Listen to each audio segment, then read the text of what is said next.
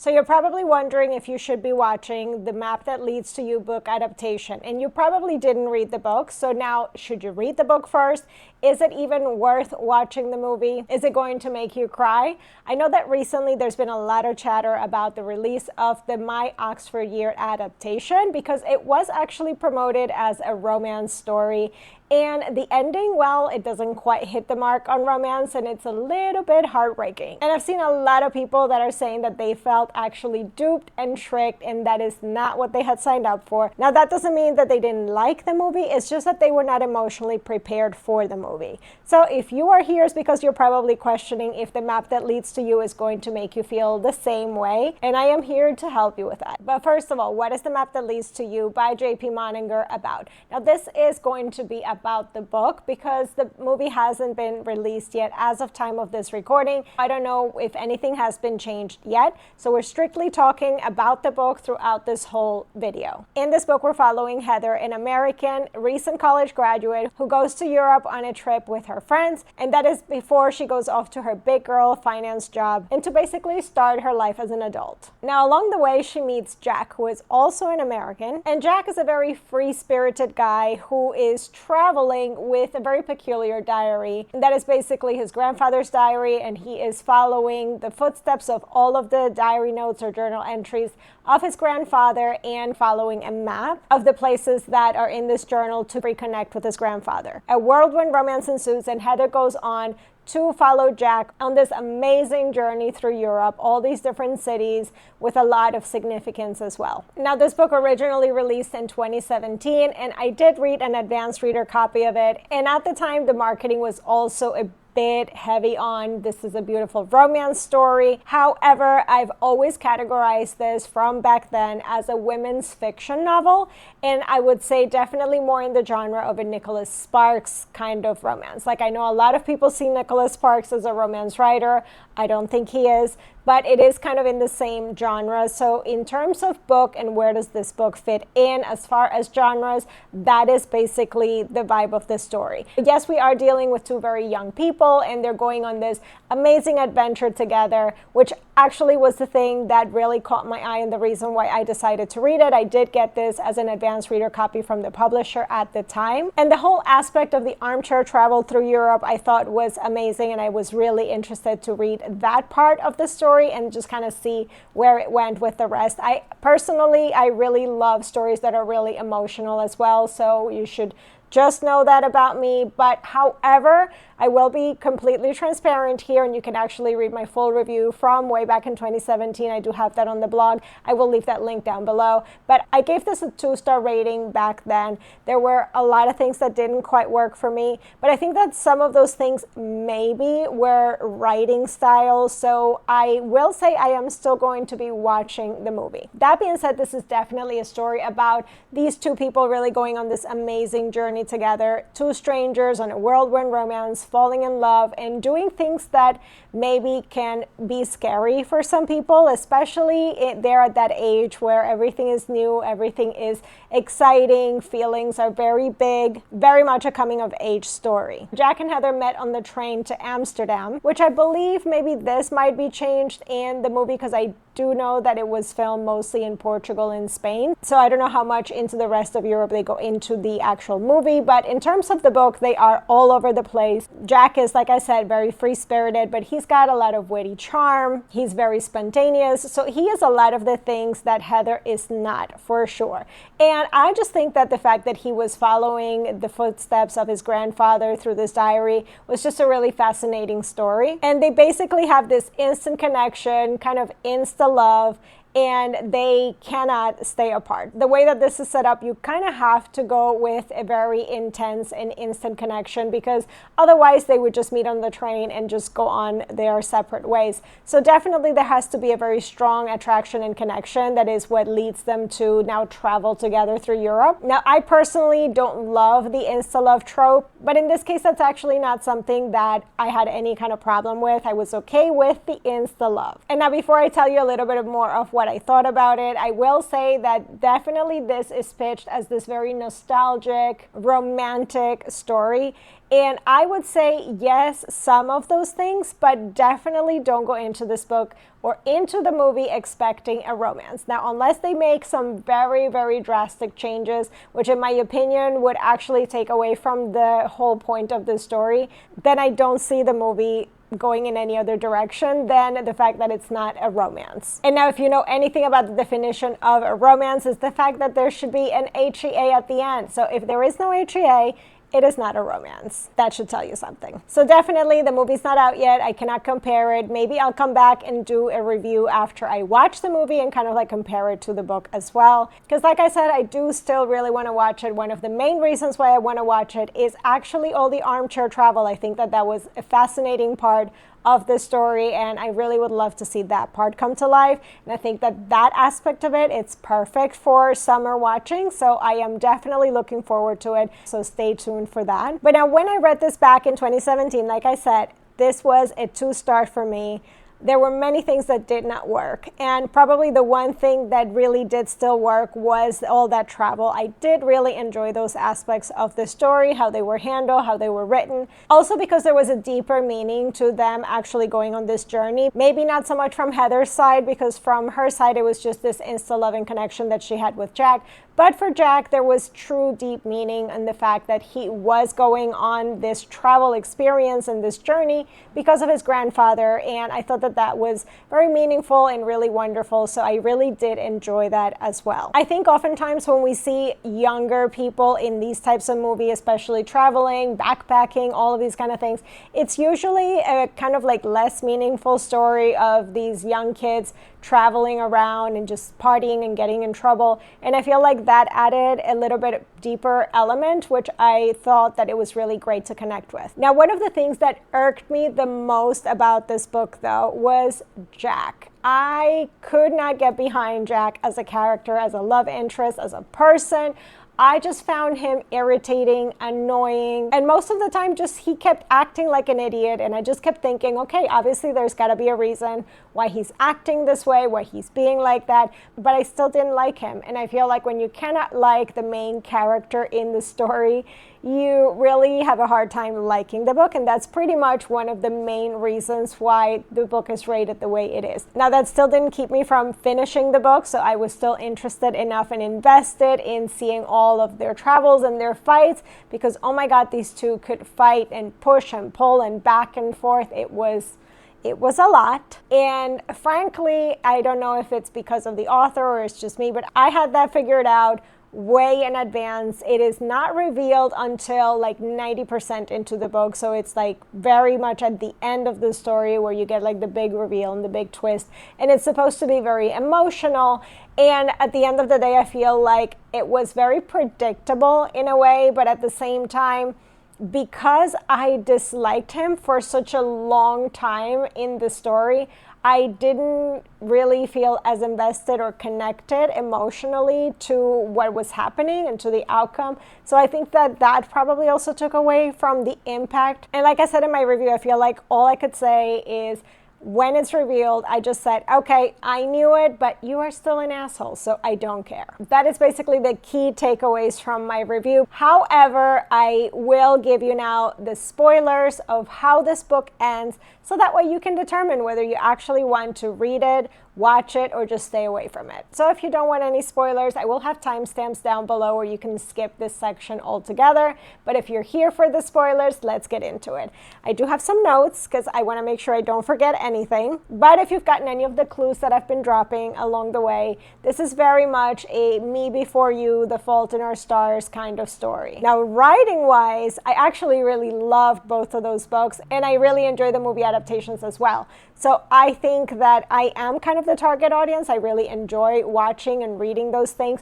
When I'm in the mood for it, I do feel like I need to go in prepared for those kinds of stories. So as long as I know that it's just going to be a heartbreaking, a sad story, I know something's going to happen, I don't need to be surprised by this thing happening. So I think that those authors did a much better job than J.P. Moninger, which is one of the reasons why I actually went to see the movie and just see if my issue with the story was the story or it was the execution and the writing and maybe seeing it on the screen will work better. But okay, so back to what actually happens. This is the breakdown of everything that happens in the ending. Obviously, these two kids are falling in love across all of Europe. And then at some point, their trip is coming to an end, right? So Heather is supposed to be going back home to New York to start her big job in finance.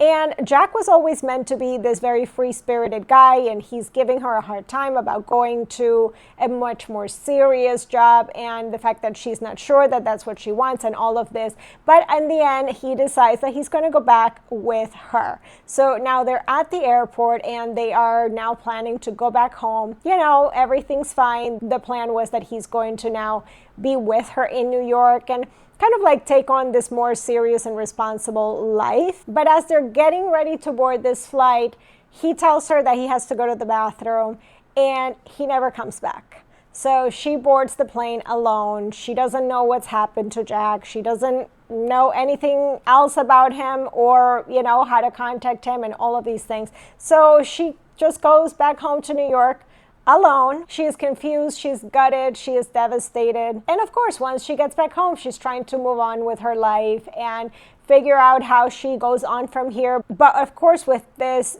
deep love that she's had for this person, and then ending in this kind of way where she doesn't really have resolution as to what happened. Now, she knows that there is something that probably happened because of the fact that she does find his diary, his grandfather's journal, basically. But other than that, there's nothing that explains his disappearance, which is a bit disconcerting, obviously, and she doesn't really know how to deal with that. But basically, she just assumes that he got scared because he is a very freedom-loving kind of person, full of ideas about life and death and all of these things. So she just thought that he got cold feet in actually going and settling down and living a normal life. You know, he's just meant to be a wanderer. Now, fast forward, Heather is back in Paris for her friend's wedding, and then one of her friends who was actually with them traveling pulls her aside and tells her finally like he couldn't keep holding on to this information any longer and he had to tell her.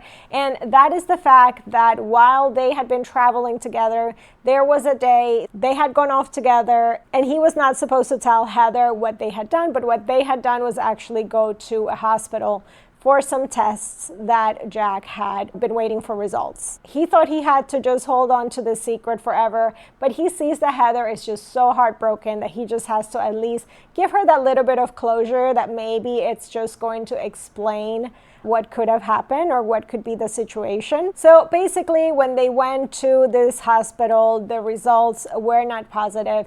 And apparently, Jack had leukemia before. And these tests were to figure out if all the markers were good or if everything was fine. And the leukemia was actually back. So he had been in remission, but now it's come back and it was terminal. Now, here's the thing. So Jack basically had been telling her all along the story of his illness, but he was always telling the story about his friend Tom, who was sick. It was not him, right? So he kept telling her about his friend Tom, who's dealing with this and who's dealing with that, and like about his illness, basically. So he had been sharing with her, just in a more detached way. And when Heather asks her friend about, but he always said these things about Tom, he says that that is actually what Jack used to call the disease. He called it Tom. So basically, this friend tells Heather, anytime that he was referring to Tom struggling or Tom having these symptoms or Tom having these fears, Jack was Tom. He had been talking about his illness the whole time. Heather was thinking that this was all philosophical, just Jack being emotional and having all these musings. But in a weird way, it was kind of like a cry for help. But at the same time, it was Jack's way of saying goodbye to her throughout and being able to open up to her in a way that felt safe for him. So now, after all of this is going on in Heather's head, she remembers that when they were in Paris, they had planted a tree together. So she decides that if Jack was going to communicate with her in any way, it's going to be at this tree that they had planted. So she gets in a cab, she goes to this location, and she starts digging, and she actually does find a letter from Jack to her. And in that letter, he confesses everything. He confesses about the leukemia, the fact that he left her her on purpose. And it was basically so that she didn't have to watch him die. He didn't want her to carry that burden. And that even though it was hard for him and obviously hard for her, it would be easier to just go through this heartbreak and think of him as somebody that just like left her and maybe can be, flaky, than to actually go through the heartbreak of seeing what he had to go through and, what he knew was going to end up being his destiny. So obviously this is super heartbreaking and honest, and it kind of does give her the closure that she was looking for. But of course, she's not done here, and she decides that she's going to find Jack. In the letter, he doesn't tell her where he's gone or what his plans are, but Heather realizes that if anything of what they went through together is anything to go by, and whatever she knows about the journal is the fact that where it kind of all should be coming full circle is that he would want to end where he started. And at the start of Jack's journey, there was a spring festival in Bulgaria. So basically at the spring festival, I'm just going to read it. Historically, people were dancing in the streets, same as the night before the Nazis had invaded their town. So this was basically a celebration of life and death for the town. That's kind of like what the festival, the meaning of the festival is. And now in Heather's mind, it feels kind of poetic, right? That Jack would go there just like to dance one last time in the face of death. So she follows that map to this town and she's trying to figure out where Jack could be. Obviously, she has no clue besides getting to the town, so she's trying to figure out where he could be. She attends the festival. She thinks she sees him at the festival. But even with those kind of missed opportunities and missed connections, she's still not giving up. She's staying there for a while until she finds him. And she actually does end up finding him. Now, Jack was not in any good shape, so this is not a, they live off and end up happy ever after. But she does get to have that closure of seeing him, talking to him, and realizing that, yes, he's going through it. He's not doing well, but she's able to see him, be there. And one of my gripes with that ending is the fact that it abruptly ends there, where pretty much the scene where they reconnect, where she finds him, and there's nothing after that. So we don't really know what happens. We don't know if she stays there while he's going through treatment or while, he's passing away, if they stay together through that, or if she decides that she just needed that closure and she goes back home. Like, we don't know any of these things. Everything was very much open-ended in the ending of the book, but at least you do get the closure of knowing the fact that yes, he was sick, yes, he's going to die, but they do get that one moment of getting back together. Not in I don't think in a romantic sense, getting back together, but at least getting that closure so that she can then move on and know what happened, as opposed to just somebody that flaked out on her and didn't care deeply enough about her. So basically, to recap, I feel like this ending was a bit unsatisfactory for me. I think that they could have done way more with the ending. It could have been way more emotional. But again, going back to the writing in this book, and the fact that I just didn't like Jack. He was just such an annoying character for most of the story, very pretentious and all of these things, that by the time we get to the scene where you're finding out all these things and all of this is happening, I just didn't care enough about him. And I am really hoping that that is something that the movie can fix for me, and maybe I'm going to love the movie. So I'm actually really looking forward to that. I think that if they do the movie well, it will probably feel a little bit more like Me Before You. I am fully prepared to cry, and hopefully they don't change that. I feel like, just from what I've told you, this is kind of like the emotional core of the story, because that is something that Jack was kind of telling us throughout the whole story, right? He was giving all these hints of his illness, and even the fact that he was following this journey and doing this trip, it was kind of like, when somebody feels like I don't have long to live and I'm going to do this one epic journey. So I feel like all of that, it hinges on the emotional core of Jack's illness and eventually Jack's death. So I don't think that they will change that as much in the movie, but I could be wrong, so we will see. And definitely let me know if you've read the book, if you actually think that they're going to change any of that in the story as well, or what parts you're looking forward to seeing. So is it worth it for you to read the book or watch the movie or just skip it altogether? I think that there is something to be said for the fact that this is a beautiful story in terms of the idea of the story. I don't think, in my opinion, that the book executed it as good as it could have been. Should you skip it altogether? I think for sure, if you're not into movies or books that are very emotional, that are tearjerkers, that are going to just rip your heart out, then I would definitely say skip it altogether. But if you have been known to enjoy some of those stories, then I would say definitely give the movie a try first. I think that the book, probably, in my opinion, the writing wasn't as polished and wasn't as smooth, and I think some of the issues that I had, maybe even with the characters, are probably handled maybe a little bit better in the movie, but we will see about that. I will report back. So hopefully this was helpful if you were trying to figure out if you wanted to watch the movie or read the book and you were okay with spoilers. I personally usually try not to give spoilers, but I know that a lot of you have been really liking that on the blog. So I may actually start doing some more of those here on the channel as well. So I will definitely make sure I label them so that you are not seeing spoilers when you don't want to be seeing spoilers. But yeah, let me know in the comments down below if you've read the book. What did you think of it? Are you excited to be watching the movie? Have you decided if you're going to watch the movie, or did you decide, no, I'm going to skip it altogether? So leave me all of that in the comments down below. And also let me know if you watched my Oxford year and if that was something that duped you and you were expecting a romance. I would love to know. But for today, that's all I have for you guys. Don't forget to like this video, subscribe to the channel for even more book recommendations, and hit that bell notification so you don't miss any of our videos. I'll see you in the next one. Bye!